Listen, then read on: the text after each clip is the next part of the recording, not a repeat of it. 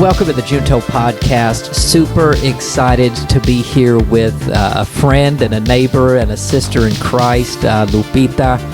And here at the Junto Podcast, ironically, I finally got some Latinos out here with me. People always ask me, why Junto? And I'm like, well, look, it's a playoff word. Obviously, junto means together in Spanish, and that was the idea of this particular podcast, just to be a podcast about unity and community. So excited. If you've never joined us here, again, we're a podcast about leadership, typically framed around the perspective of faith, and we have a host of different kinds of conversations, but typically those are revolved around faith. And Lupita, it's an amazing pleasure to have you today. How are you? Well, it's an honor to be here. You guys are amazing, and I'm just privileged to be here. Really, thank you. I'm grateful. Well, and we're so thankful to have you. And not only are we brothers and sisters in Christ, I would say, but you have something very special. I know you have kind of like this podcast here is to me. I hold it very close to my heart, kind of like a pet project. But you have some amazing and cool things going on, and I thought it would be good for people local and non-local to hear what you got going on, and that is that you wrote a book. And we want to talk about that book today. The book is called Keepsake, Letters to My Child. You can find that on Amazon, and I'm going to give you an opportunity to tell people where they can get that. But let's dig in. Let's talk about your book and tell us what this means to you, first of all. We want to know, what this book really means to you. Gosh, well, thank you. I have the book here, and I just wanted to kind of bring it up so y'all could see the book cover. It's called Keepsake, Letters to My Child, and really it's a legacy to my children. I have to take a deep breath because I'll start crying really quickly. This book is just everything that I wanted to pour into my children. I wrote it during COVID, and I really felt like during that time we were just all in a very fragile season. I think most of us just felt like, is the world coming to an end? And is God going to call me home?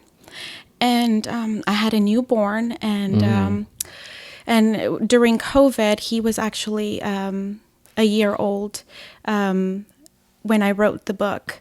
So I felt as though if I were going to be missing, if I was going to be called home, who would teach my children about the Lord? Who would walk with them? Obviously my husband is such a great man, a God-fearing man, a good father. But as a mother, you have these worries. And so I really felt as though if I was not going to be around, I needed to put something in writing, something that was going to be handed down to my children and possibly even to their children, and just on and on. I love the idea of heirlooms and keepsakes, and so that's where I got the idea from. But really, in all honesty, the idea for the book and the concept, it was never really meant to be something that was public. This was more an intimate process that I took during just one night that I was just kind of wrestling with the anxiety and wrestling with just the stress of the season, the stress of the time. Wow. I wanted to really just write letters to my children that were going to mean something for the rest of their life, for all occasions, for their milestones, for their graduation, for when they become parents, for when they get married. And I felt as though if I was gone, Madeline at the time was 4 and Michael Lee was 1, they wouldn't know me. They wouldn't know what I stood for. They wouldn't know that mommy wanted a legacy that was about God and learning about, Jesus and learning about who he was. And I really just sat there and just wrote this one night, just started writing. It was the middle of the night, and I just kept writing and writing and writing. And then all of a sudden, all of these different letters just came to be. And luckily for me, it was I think just being really close to Jesus at that time, really holding on to him for dear life. Mm-hmm. It was him just opening up my heart to be vulnerable with my children and to just put down in words what I was really feeling. And I felt as though I could share that with the rest of the world to help inspire other parents. I know that from my background, it was just, there was not as much communication as I would have liked there to have been. And I feel like maybe having something in writing is a little bit more concrete. Right. Even video, like now I think about, years from now, our children will be looking at this video, and that's just so impactful. It's beautiful. But, the idea to finally put it out there and publish it, it just really was seeking God and his guidance. Really, it helped me to put it down in writing and say, yes, this is worthy of my family and of everybody else's family and children. Yeah, that's powerful and inspirational. Looking back, being not that we're far removed from COVID, but Right. Seeing some light at the end of the tunnel.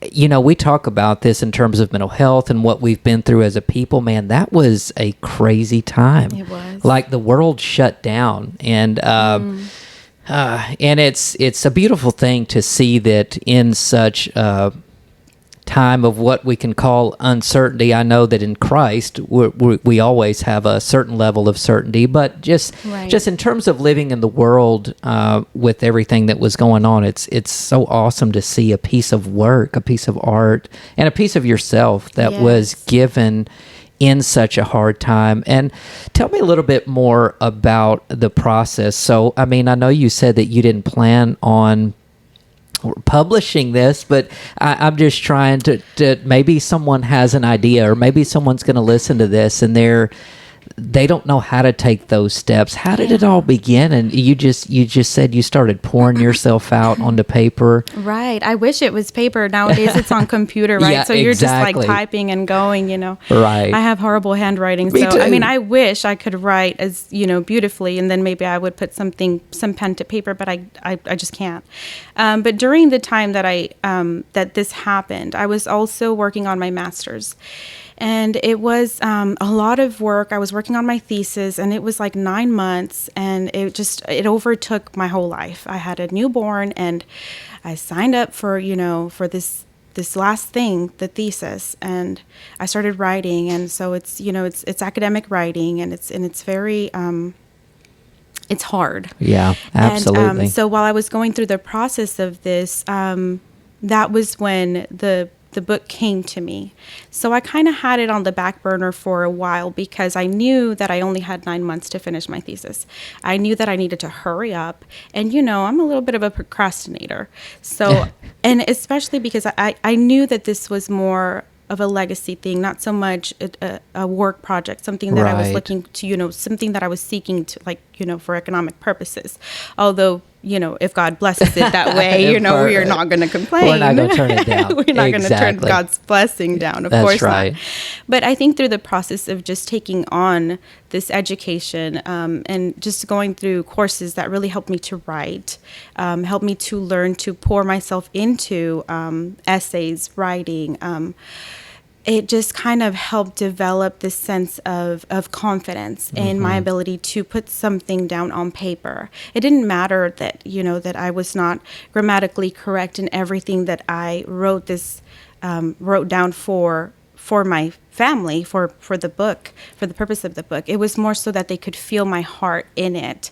And I think that's the best kind of writing, is when you can be vulnerable and just show your heart. And so, I think the confidence of just being able to go through school and then just putting yourself out there. That's I right. think too that if you do it with the purpose of, I need to write a book because I need to sell it, I think that'll stump you. You won't feel like, you'll get anxiety over it. This is more just like an act of surrender, to my children. I want you to learn about God. I want you to be who you are. I want you to be uniquely made in His image.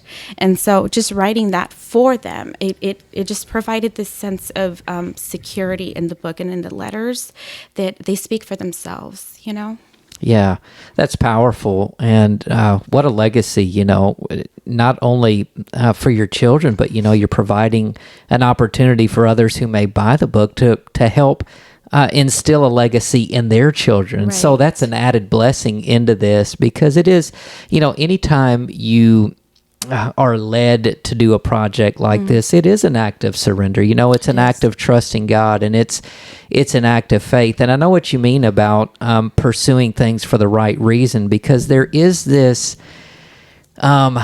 I guess there's this freedom in just being able to say, okay, Lord, I'm going to do this, and whatever you make out of it, is what it'll be. In other words, that stress, it's not saying you won't have stressful moments, but you're like, okay, I've surrendered this to the Lord, and trusting God to do with it what he will. Man, there's freedom in that. And I know that feels good. And give us an example of how the letters are set up. I mean, give us an example of one of the letters that you have in there. What's something that maybe is in the book that you're like, that's what I always go to. That was really like the most impactful part of the book. Well, I love the way that the book is set up, and really, in speaking with my publisher, they gave me a lot of kind of leeway in how I wanted it to be set up, formatted, and all of that kind of thing. And at the very last minute, I decided that I needed to add an extra page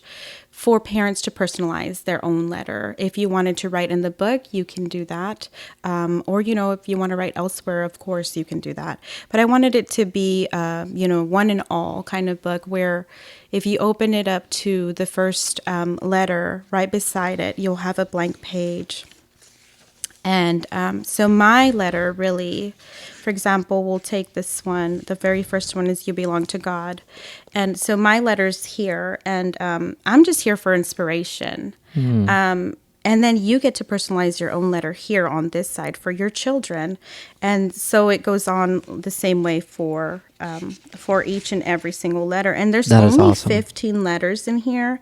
And I love, I have 3 pictures in the book. I didn't want to overtake the book with illustrations and with just photographs of my family, because when I got the idea to publish it, I thought, well, nobody wants to see me and my family, right? You're thinking about your children. You're thinking about the legacy you want to leave for your children. And so I chose some very kind of not very personalized pictures, but this picture here is my grandmother's hands. Oh, wow. And that is Madeline's hands. And this was while we were stationed in Japan. We came overseas so that she could meet my daughter. And she was 6 months old here. And my grandma is now 94. Goodness. Wow. And she's still with us, thank the Lord. Yeah. Alive and kicking. 94. That's what a legacy. Talk about a legacy. Goodness gracious, to still be with us at 94. Wow. Yeah. That's awesome. I mean, she's, of course, is in El Paso, Texas, and so I miss her dearly. But she's always with me, Absolutely. in my heart. That's right. And then this one here, this is Michael Lee's little foot. So these are my own pictures that I took, and just sent them in, and I said, however you can use them, make them black or white, which I think is just better, aesthetically. And this one is when you become a parent. And so that's the second picture there. And then the third one, we moved here to Arkansas 2 years ago, and that was when the book came to me. Has it only been 2 years? It has been 2 years. Wow. 2 very long years. Two long years. Yeah. I don't know why I thought it was longer, but two long years. I fought it for a very long time, and I asked God, why marry in Arkansas? Yeah. Why, God, and, I thought we had made a mistake by coming here because of, we had a whole lot of things going on when we purchased a new home. We waited 2 years before we got the house, and then when we got the house, it kind of came apart. Wow. And that's a story in and of itself, yes. And so we had to go live in a hotel for 6 months. But during that time, it was just it was rough, it was hard. And so, but finally, when we got into the house, I felt more settled, a little bit more at peace with everything. And so this is the last picture here, and that's a picture of me and my children. And I thought, I don't have any pictures of just my children and I in the book. It was meant for my children. So, if nobody buys the book, at least they'll see me. At least it'll be me and my children in this book. So this letter here, this one is the one that gets me emotional every single time that I read it. And it's called When I Am Gone, I'm Always With You. So you can imagine what that one is about. Yeah. Wow. And that was like the whole purpose and meaning for me writing the book was just, if I'm gone at some point, when I am gone, I want you to know that I'm still going to be here with you, spirit, in spirit and heart and mind. And I just want you to know that I left this for you so that you can walk with God and also realize that you're not alone because I will always be with you. Wow, that's powerful. And it's a powerful reminder. I've brought this up on several different podcast episodes that we've done, but just earlier this month we had the passing of my dad, a 1-year anniversary of the passing of my dad. So yeah, it's really hard. And I speaking about legacy and creating those things about faith, the testimony of faith. My dad left those things with me, so I see the importance of what you're doing. And I love the aspect of having a book because you can always go back and you can always read those words, or you can always see what you wrote beside that. So very important in terms of legacy and building life into the next generation, specifically your kids and our kids. And I see the importance of that. And I know maybe you could describe it as a labor of love, but tell us, what kept you motivated to see it to the end? Because I just want to encourage somebody, because I feel like maybe there's somebody out there who has a similar vision, or maybe God is putting something on their heart, but they're like, I can't accomplish this. I have so much going on. I have kids. In your case, you were working on your master's. You just moved to a town that you didn't know many people. Right. And we were living in an apartment. And this is the biggest, I think, takeaway for anybody that wants to write or decides to just sit down and write. You don't need anything fancy. I never thought I'd be an author. And when I started writing, and even when I was doing my master's, because we had just moved here, because it was during COVID and we had to wait on bank loans and the whole COVID mess and everything like that, it was just me in like a 2-bedroom apartment with my family of 4, and we had borrowed some furniture because we had come from my husband retired after 20 years of service in the military, so all of our household goods were in storage. Wow. So we were living in an apartment, and we had started looking for homes, but we were not yet set on a home.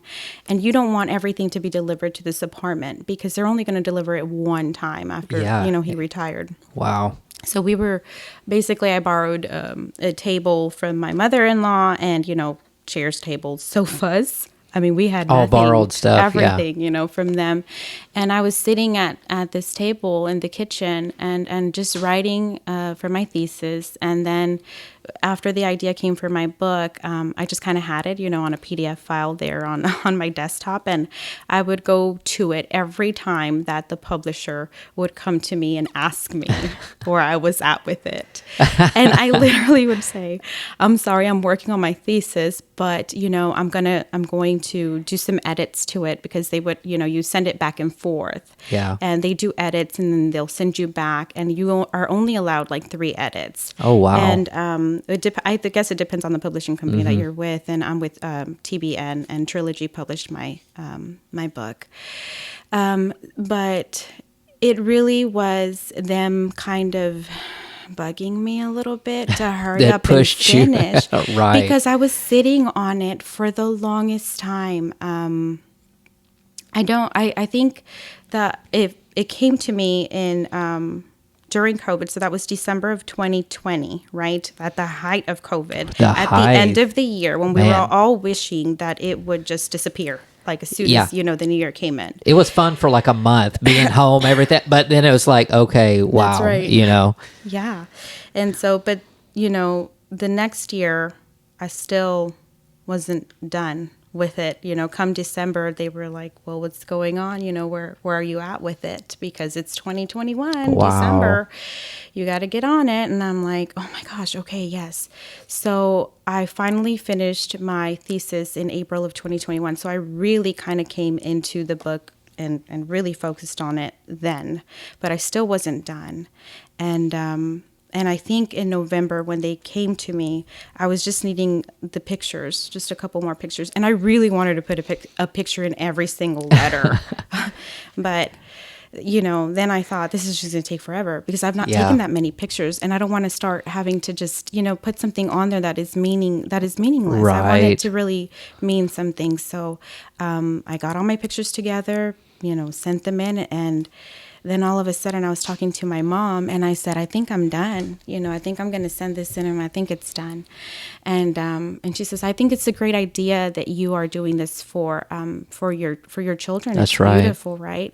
And she said, I can only imagine, that when they become a parent that they are going to look to your book. And I thought, I haven't written that letter. That letter's not included. So I thought about it and I thought, I can write that letter. Yeah, because that's a milestone when they become parents. That's huge. So I sat down, I wrote the letter, had it done, and I thought, I'm not going to reach out to the publishing company yet. Because sometimes you have to have it done before you can't ask for approval yet. You don't even have it ready. Yeah. So I had it done. I sent it in.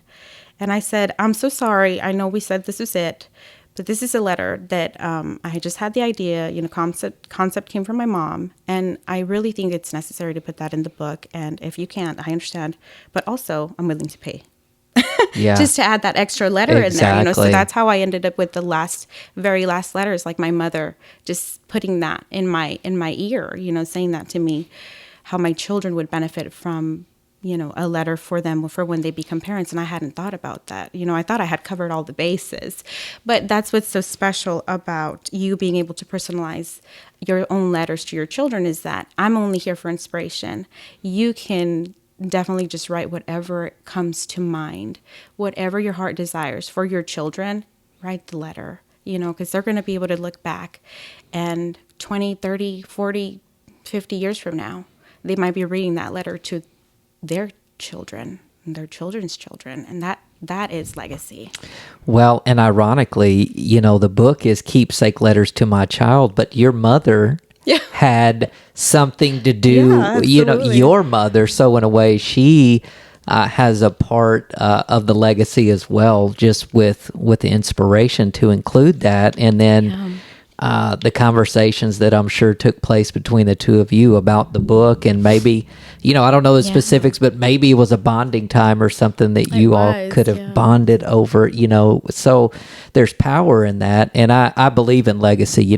This, we talk a lot about faith and what our belief is, and we understand that we not only have a legacy in Christ as believers, but as parents, we have a duty or, a pleasure, a privilege to instill that in our kids, because it really is a privilege. It is. The Bible says that Christ came so that we could have life and have it more abundantly. And so everything that we do from that perspective is about introducing our children to that abundant life. And I think this book does that. It's a great way for them to read some of your thoughts, but then also to put their own thoughts into it as well. Yeah, absolutely. I could see them buying the book or, handing it down to their own children. When they fill it up, then, get a new one for the next generation and the next generation. I just think it's so awesome to have a foundation. My mother, she laid that foundation for me. She's Catholic. And so I grew up Catholic. I've been baptized since about 7 years now, going on 7 years. Madeline was in my belly. Wow. She was I was about 6 months pregnant when I gave myself over to the Lord after Wow. having gone through 2 miscarriages. I just, and after realizing that, if this baby was going to come forth, that I needed to rededicate my life to the Lord and hers as well, so just, it's just something that I want to be able to pass down to her. And I think it is so important. It is such a privilege, but it is such a hard job though too. It so is. hard. I'm like, Lord, if I am not perfect, let it be written here that at one point, your mother Yeah. your mother Yeah. really tried. Yeah, exactly. Like she made an attempt to. Yeah, exactly, Well, and that's awesome, and one thing I've learned in terms of parenting is just sometimes just being there, even through the mistakes and kids as they age. They may not always understand, but God reveals that to them, and just being available. And I know that they feel your love and your guidance. And then they also have this book. What a gift that is to them for their future. And I think it would inspire them to say, "Look what my mom accomplished." Right. Look what my mom accomplished in that she did. And tell us a little bit about. One of the biggest joys, we talked about some challenges, and you spoke about some challenges in that, gosh, you really did have it hard. You were working on your master's, and then I know about a little bit about your home and the situation you went through there, living in a hotel. But tell us what has been the most rewarding part of seeing this through completion. Because, we always say it's easy to start something, but it's really tough to finish things. People make resolutions at the beginning of the year, and they're going to start the gym, and they're going to do that. And we're good at starting things as a people, but finishing is sometimes really hard. So what's been a good reward for you from this process? I think the reward, and if I can backtrack just a little Sure. bit, it starts from the beginning. It's that I didn't really try so hard for the book. The book just it came That's to me, awesome. and that's why I call it, Holy Spirit inspiration, because that was not me. Every project and everything that I always try to accomplish, in January I ran a marathon. That was physical action, and Right. having to put yourself through that kind of immense training, it takes everything out of you. But I think when you're so close to God, because you're in a season of suffering, you're in a season where all you can do is look for Him and seek Him. That in that moment, in that vulnerability, it's so easy, and it just pours into you, and then you're able to just pour out from that spirit-led, Yes. Spirit-led pouring in. And I think that's really my reward, is that I had such a wonderful time writing this, and it was never hard. It was always just so easy, and it flowed, and it was smooth. There was never a time where I just, I hated writing Yeah. it, like That's my good. thesis, I hated, I was just so done, I was just so Right. done. And that never happened with this. And of course, this is just a much smaller book. But what's in it, it's the meat of it. It's the teaching, the promise of God, of knowing Him, of knowing that He's our creator, knowing that there's nothing else you can turn to but to Him. I think that is my reward. It's just knowing that He gave that to me. That's right. He gave this to me. Who am I? Yeah, that's powerful, and it is inspiring, and I know exactly what you mean.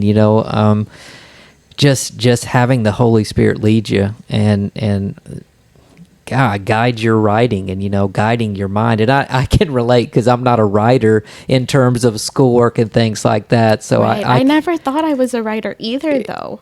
It was Yes. just coming from a place of love, of Yes. pouring out. And I think that is the tip that maybe you're looking for. It's just, if you feel spirit led, just do it. Do it in the moment. Do it. Don't wait for the right moment.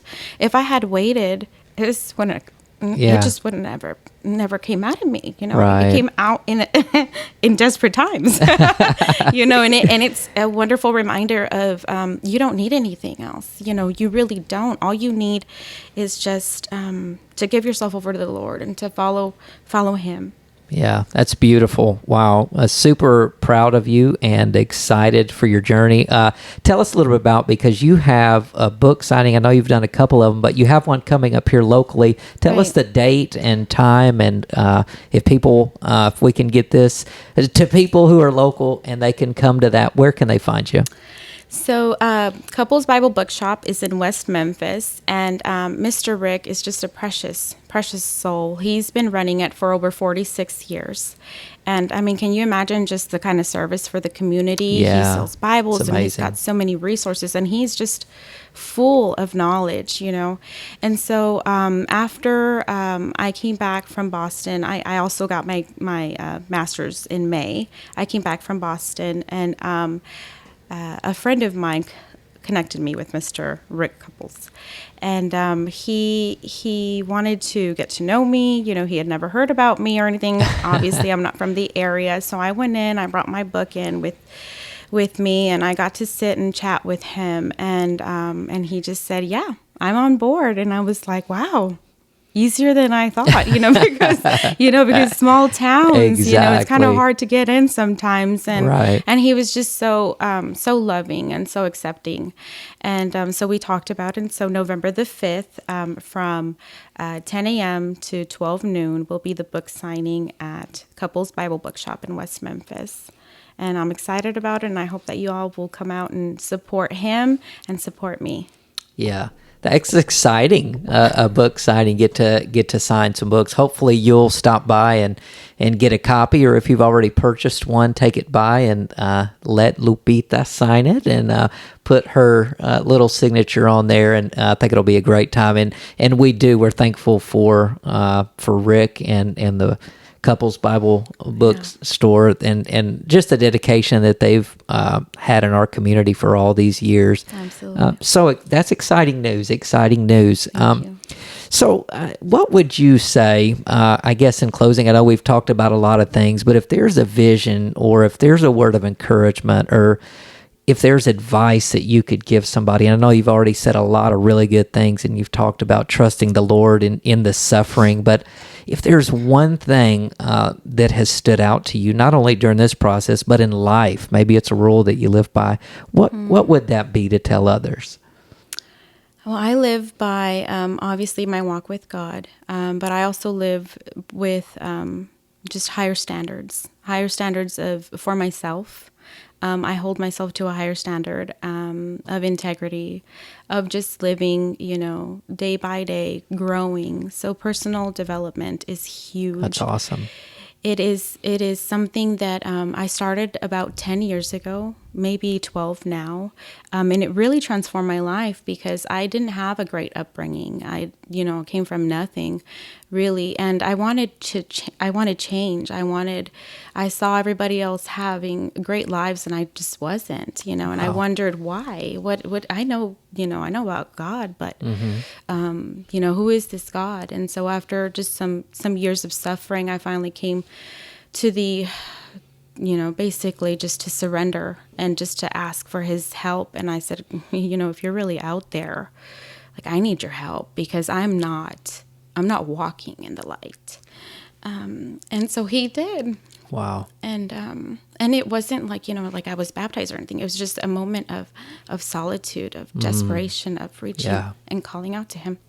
And he did. He really guided me through that, and I was able to learn so much from just, I call them mentors, but there's a lot of personal development out there, and I listen to a lot of audiobooks, so I'm constantly, learning. And even if you're a mother and you're at home and you're doing the laundry and you're doing the dishes, the mundane, the everyday, in that mundane, like, technology is so far reaching right now. That's right. Just listen to something that is going to improve your mind, your attitude, and just allow yourself to grow, because if you're not growing, you're dying.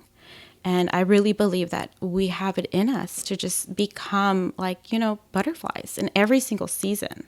Just, there's growth. And I have seen myself transform year after year. And I'm just like, who is this person? Who is this person? Who is this person? And I always hear in the back of my head, a lot of people are so they love the fact that they've never changed, that they're always the same.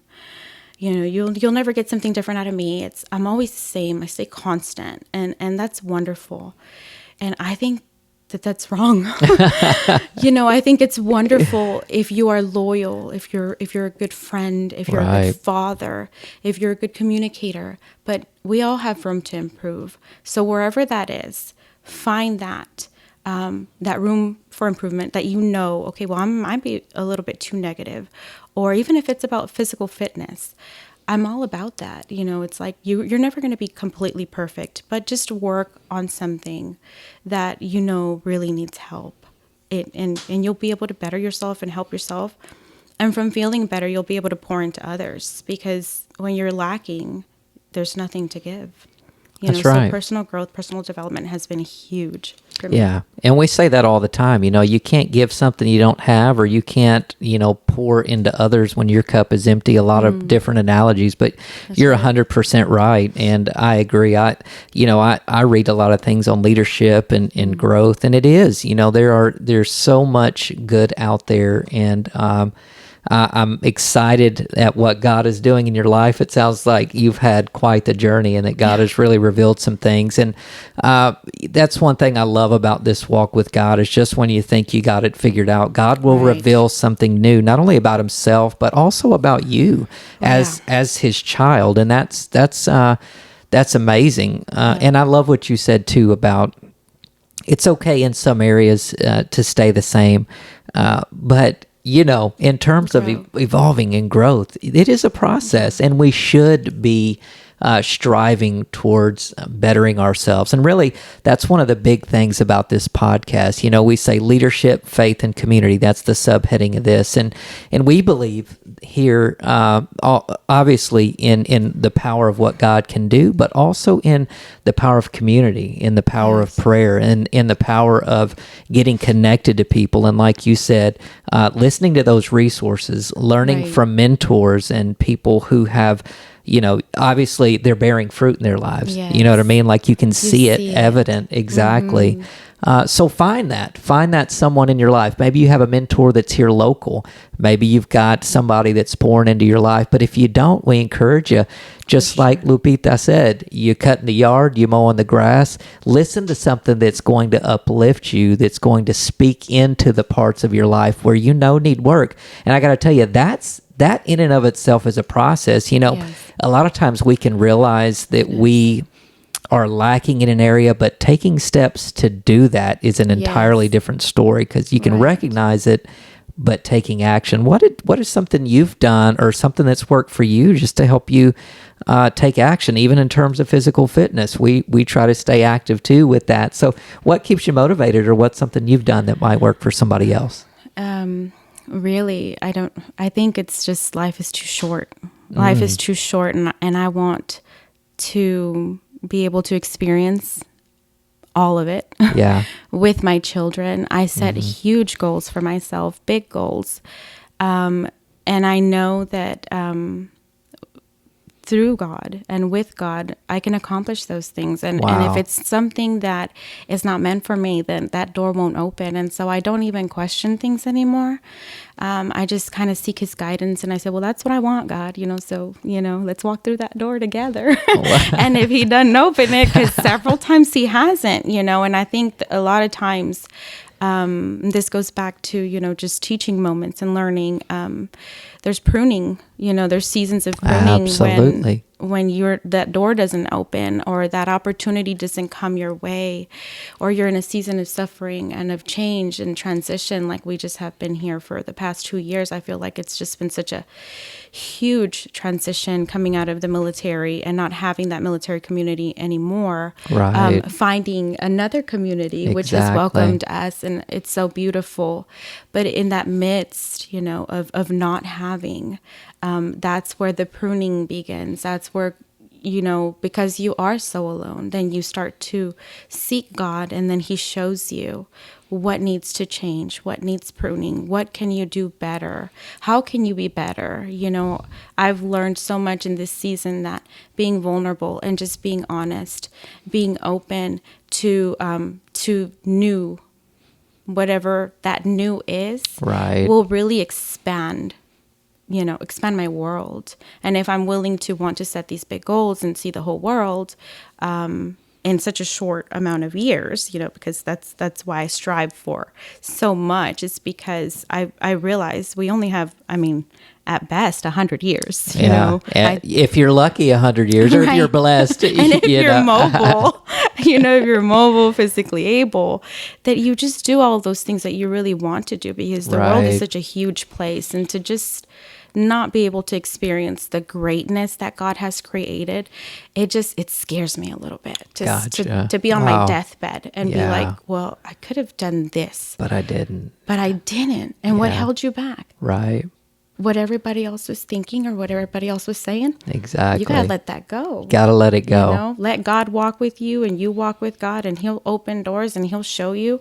And God created a big world, so just go out there and really just dig in. I love that. I love that.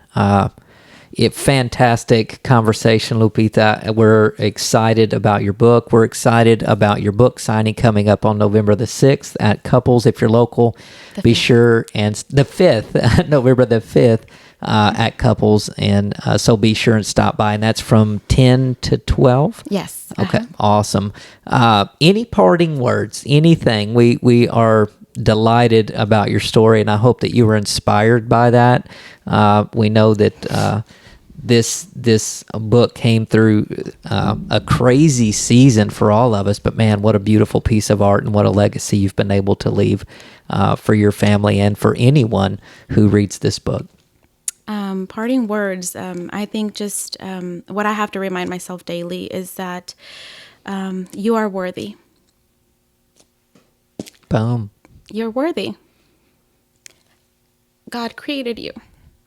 That's all you have to know. You're worthy. That's it. Don't let anybody else make you feel less than. I think that stems from, having a rough childhood and not feeling worthy. And I think that there's a whole world of us like that. Oh, yes. And I'm here to tell you that you don't have to feel that way.